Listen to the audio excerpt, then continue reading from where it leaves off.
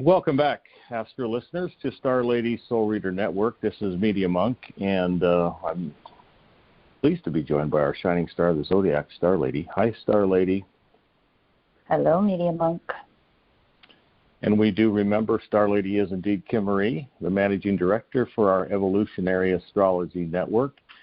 EAN continues to certify new evolutionary astrologers. In fact, we're pleased to announce our most recent graduate from the Midlands of Birmingham, UK, Michelle Olivia. Michelle Olivia, congratulations on proficiently and very nicely completing all the homework assignments with our staff. And you can take a peek at our newsletter coming out here this week about more on Michelle, contact information, etc. So we want to acknowledge that right at the outset, Star Lady, and I think we'll just go ahead and turn it over to you for this new Moon Scorpio extravaganza.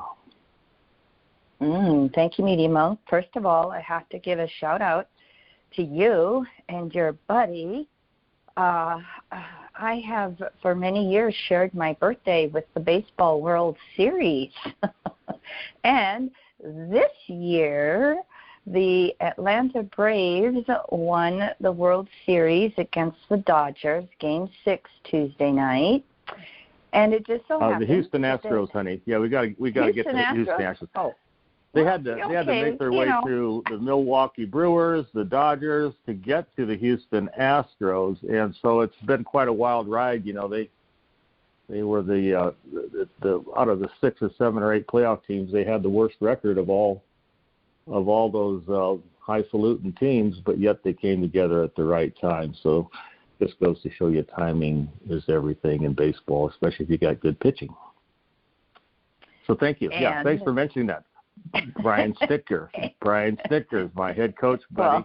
Well, yes, the head coach of the Atlanta Braves was Leroy's college roommate. And their apartment number was number 44, which helped me out with this little factoid, honey. In New Orleans East, in apartment 44, of course, on all the home games at the Atlanta Braves' new Truist Park, you could see 44 emblazoned on the center field area to honor Hank Aaron, who is our home run king for Major League Baseball, 752 home runs in his illustrious career. Nearly all with the Braves, even though he did spend some time later on in his career traveling with a couple of other teams. So, yeah, so it was kind of a nice synchronicity. Apartment 44 showed up in our discussions, and we enjoyed watching Snit have a lot of success. It couldn't happen to a nicer guy and a nicer family, the Snickers. Yeah, they are very sweet family. And so this astrologer has nothing to do with sports, except that she married a guy into sports. And so over these years that I've shared my birthday with the World Series, this one was actually extra sweet. And my birthday was actually a travel day during this playoff season into the World Series. So we actually didn't watch baseball on my birthday this year. Yeah, that probably helped to get them through, didn't it, honey?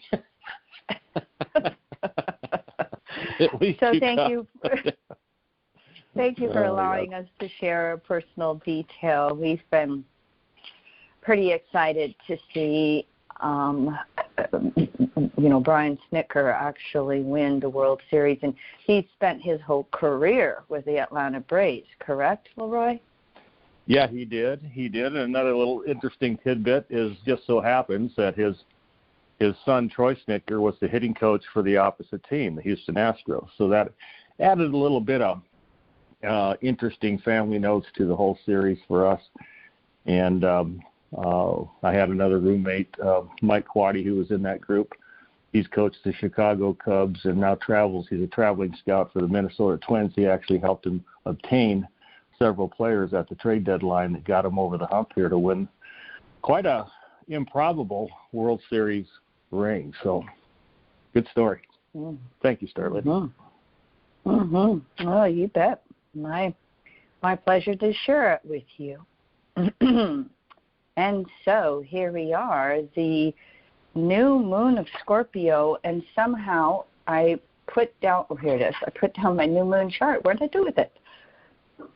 So we are recording this on the day of the new moon, just a few hours before. We're looking at the new moon being almost 13 degrees in Scorpio. And, of course, if you're following your planets, you know that it's making a T-square with the Saturn last quarter square to Uranus. But this new moon is actually 12 Scorpio, 40 minutes. Uranus is hanging out retrograde, 12 Taurus, 47 minutes. So we got pretty close to an exact opposition with this new moon. And, of course, Saturn comes in T-squares at about 7.5 degrees Aquarius. I'll start with my mantra that I made up for Scorpio. I metamorphose myself with evolving self-reliance. I metamorphose myself with evolving self-reliance. In essence, every time we come up to one of those scorpionic pressure points, because we're talking the fixed quadrant here with Taurus, Leo, Scorpio, Aquarius, and that fixed energy just likes to persevere. It likes to hold still. It likes to just maintain status quo.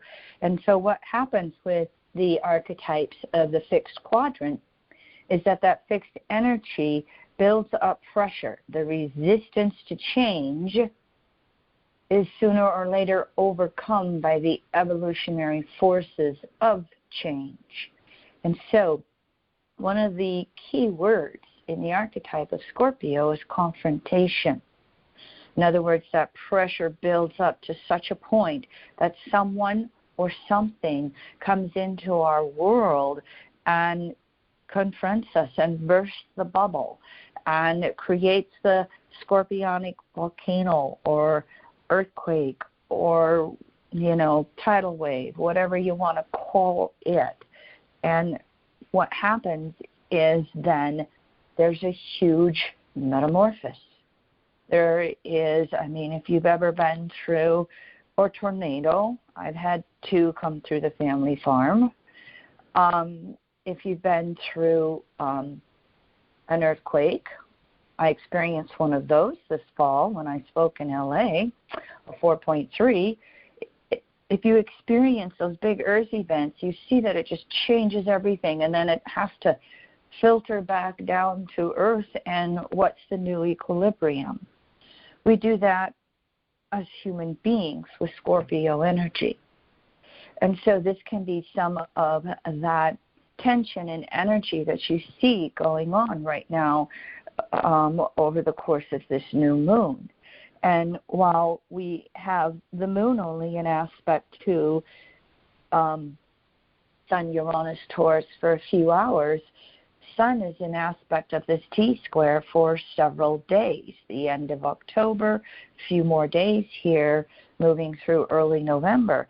So it's part of that landscape, the political landscape, if you are following the off-year elections that just happened in the United States and the shakeups going on in those directions, left and right.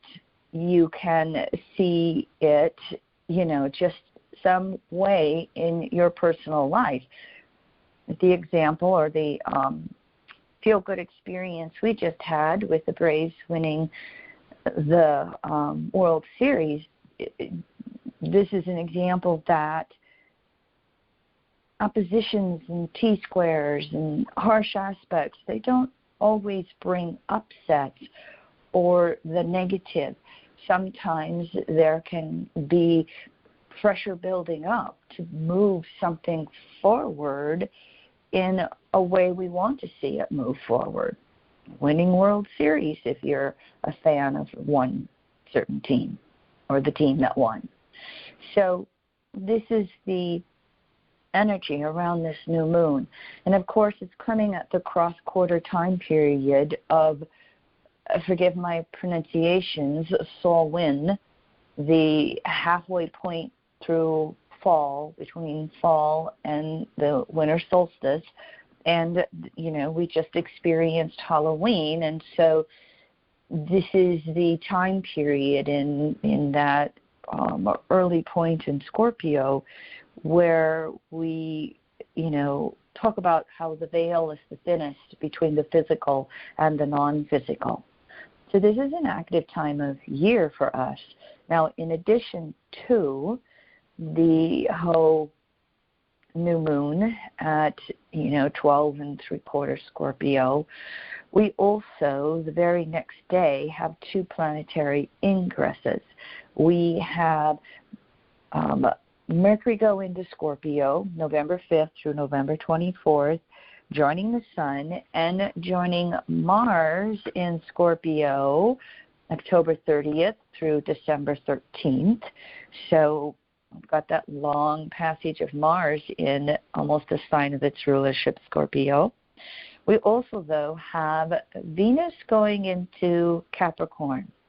So let me just speak for a moment to Venus, and then we can go back to the Mars energy and Mercury. Venus goes into Capricorn November 5th through March 6th of 22.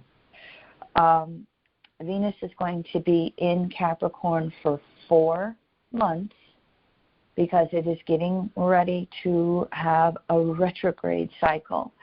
And yes, we have a class coming up, just a moment.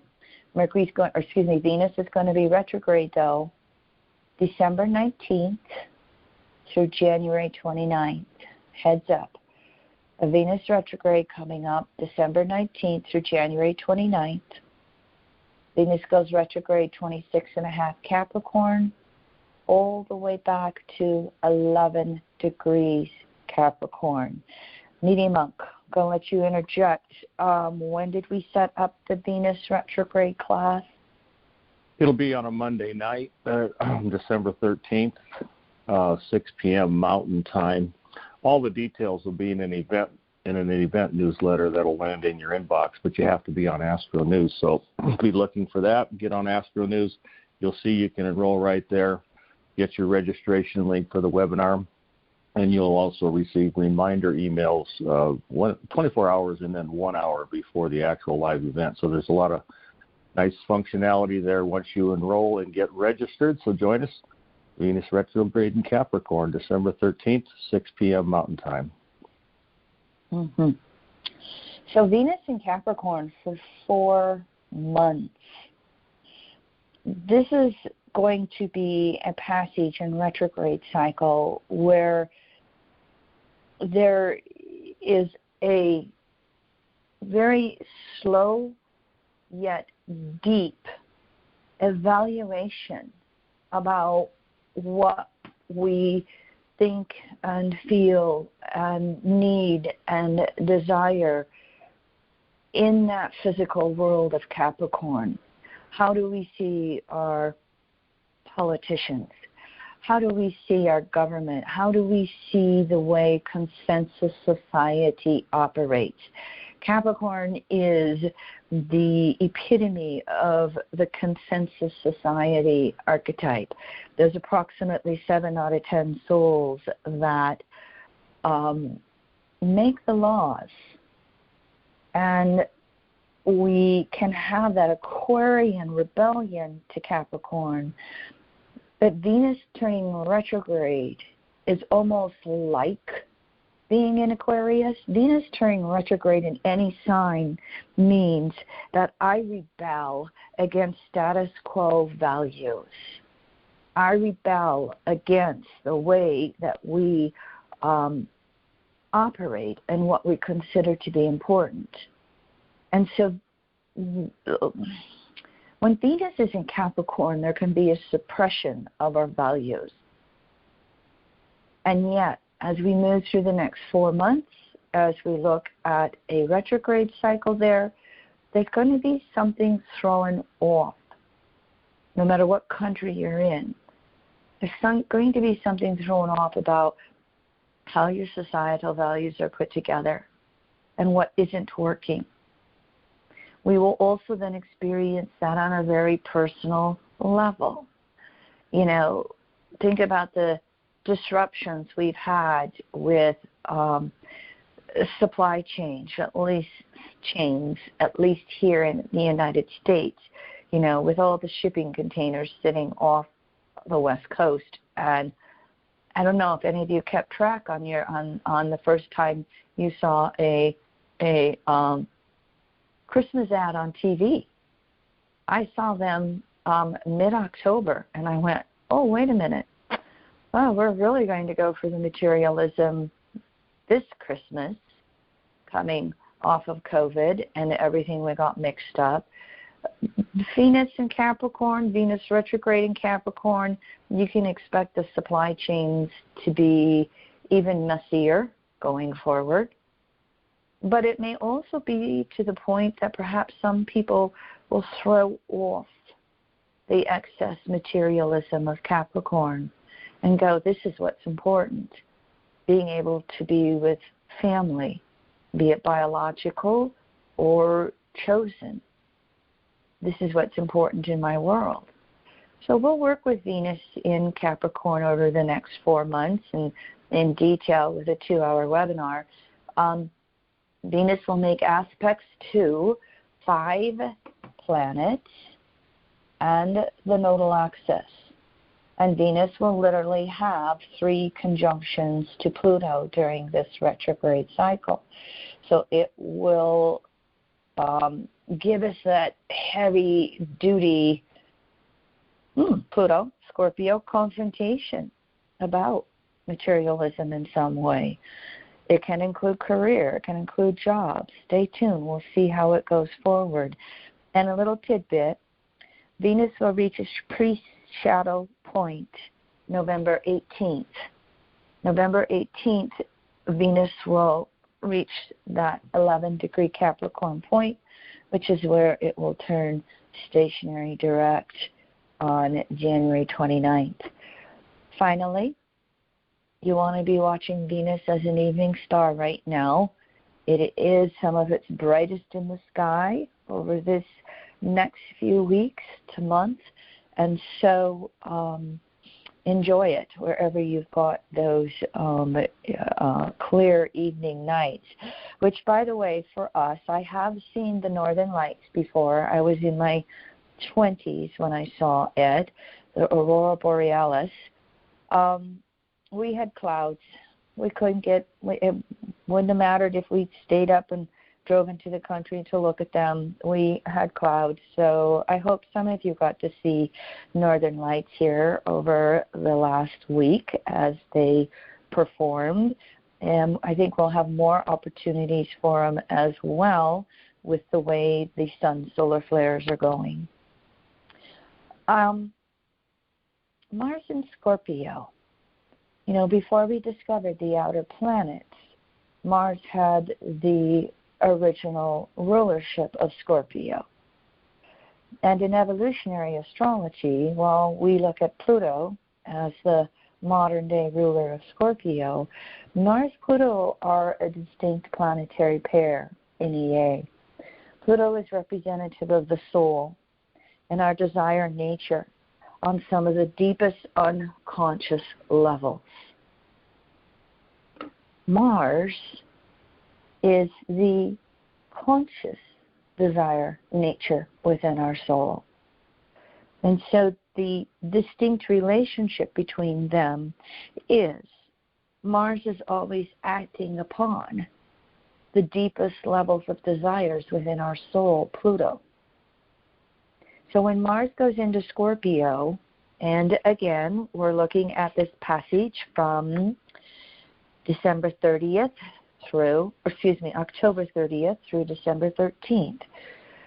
Mars in Scorpio has us doing that deep dive into our desires. Those separating desires, new job, new lover, new whatever, and the returning desire to no source. The back and forth between the separating and returning desires are always strongest when a planet transits Scorpio or the 8th house. And so here's Mars there for 2.5 months. Here's Mercury there with Mars for 3 weeks. And so there's energy there to go, this is what's important to me. This is where I'm going to put my energy. So Venus in Capricorn is going to be revealing and unveiling what really is of value, what we value, we perceive we need, which we then desire and go after. If you don't, desire the designer purse, you pay no attention to any of the advertising or commercials. If you don't desire a brand new vehicle or even value a vehicle, you won't desire it. So we've got an interesting energy going on with Venus and Mars here as they are working their way through what is the most important values to us, and therefore, how are we going to put our energy into it? And in case you don't remember this, Venus is making 3 conjunctions to Mars as well. We had that first one, I want to say July, back in Virgo. My sheet's not handy. We have 2 more Venus conjunctions to Mars during its retrograde cycle early next year. And so here is this fall, winter, spring passage with Venus. Conjunctions to Pluto, conjunctions to Mars. What is most important to me? And then how do I apply the energy with what I value? Mars is going to make a few interesting aspects. November 7th, Mars will make a waning or disseminating phase sesquisquadrate to Neptune. Mars 5.5 Scorpio, Neptune retrograde 20.5 Pisces. This is a shift into the disseminating phase is known as, society or the collective groups. It's how we are putting those bigger pictures together from our one-on-one relationships. And Mars to Neptune can have some disillusionment come through because society isn't matching our ideals, Neptune. And Neptune retrograde in Pisces, entering the last third of Pisces, I've really been feeling this and sensing this and experiencing this in interactions with clients and everybody in subtle ways, going through disillusionment. If you live in the United States here, people just being so disillusioned about how we humans treat each other. Mars is going to be accenting this in various ways. It's just going to be an aspect that's, in orb for a few weeks. But it can be part of this picture of what we're experiencing. What we're having happen with Mars and Scorpio and Libra, Scorpio, Sag, as it goes through the signs, Mars, it just came off of the once every 2-year conjunction with the Sun. So it started a new solar cycle with the Sun. On October 8th, they had a conjunction at 15 degrees Libra. And so while Mars is in midst of experiencing new solar cycle with Sun, new cycles with the inner planets, Mercury, Venus, Mars, or Mercury, Venus, Mars is in the waning half of its cycles with the outer planets. It's moving towards Pluto, Saturn, Jupiter, Neptune, Chiron, Uranus. Mars is just going to make that opposition to Uranus November 17th. Before that, though, it's going to make a last quarter square to Saturn November 10th at, 8 degrees Scorpio, 8 degrees Aquarius. Last quarter square is crises in consciousness, and with Mars, it's still a crisis in action.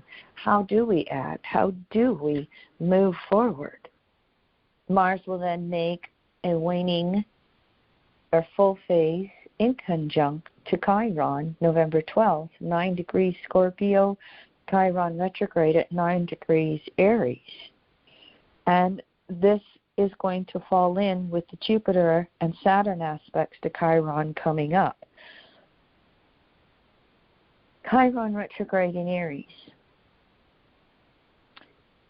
How are we looking at that Aryan energy of me versus you, us versus them? Chiron has been initiating a new 51-year cycle of healing. And Chiron and Aries, relative to patriarchal distortions, are I've got to fight my way through it. I got to be on top. I've got to get you before you get me. Chiron retrograde in Aries is an opportunity to throw that off. How well do we see ourselves doing that? Mars makes the waning inconjunct, which is the outer confrontations, our environment and people there confront us in some way to hopefully help us wake up, throw things off. Chiron is in Mars' sign. But in the midst of that, right on the same day that Mars opposes Uranus, Jupiter makes the third and final waning semi-square balsamic phase to Chiron. November 17th, 24 degrees, Jupiter in Aquarius, Chiron retrograde, 9 degrees, Aries.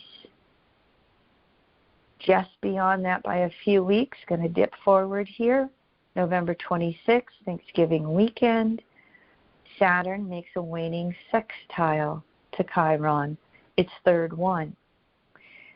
Saturn at about 9 degrees Aquarius, Chiron retrograde at 9 degrees Aries yet. So here's Mars, Saturn, and Jupiter all making waning aspects to Chiron in Aries. I'm fond of saying we can never fight our way to peace. And so will various areas of the consensus world recognize this? Or will we see more fighting? Will we see more outbreaks? Will we see change happening? Stay tuned. Time's going to tell. Mars, opposition to Uranus, is November 17th, 12 degrees Scorpio, Uranus retrograde at 12 degrees Taurus. Will we have Earth events? It's possible with these two planets. It's possible with Saturn, Uranus. When did I read? I think I read somewhere that the United States, I want to say it was 17 or 19 Earth events in the country, in the United States, the first 10 months of the year. Let's just use number 19. We had 19 Earth events that did more than $1 billion in damage each. Phew. And how many of them were related to climate change? Well, probably quite a few. And so this can also be part of that healing energy. If we look at Chiron,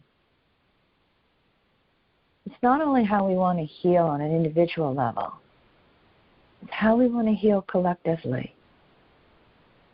And how does the living, breathing force of planet Earth, or Gaia, want to heal? And it may be Chiron retrograde in Aries that Gaia is a little pissed off at us humans for thinking we run the place. Then who knows? These kind of aspects can come along, and how many wake-up calls does it take? Who knows? Stay tuned. Now, as Mars makes these aspects, so does Mercury.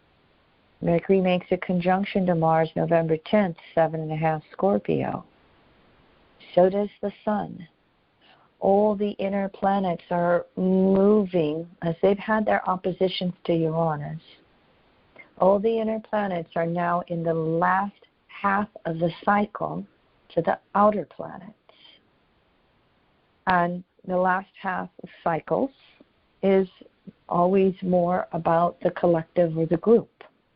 It's that time of year with Sun moving through Libra, Scorpio, Sag, and on. The inner planets follow.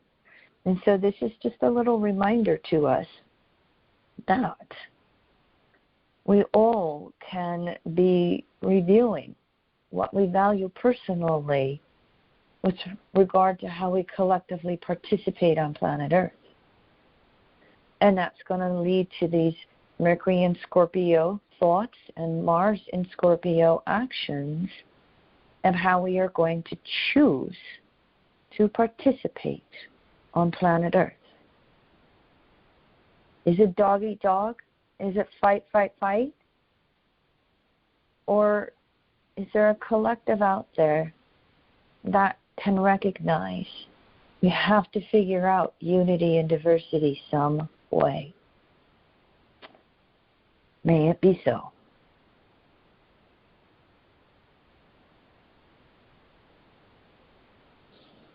Hey, Media Monk. Oh, wow, that sounded like the end of another dynamic podcast for sure, and dynamic transits in the sky.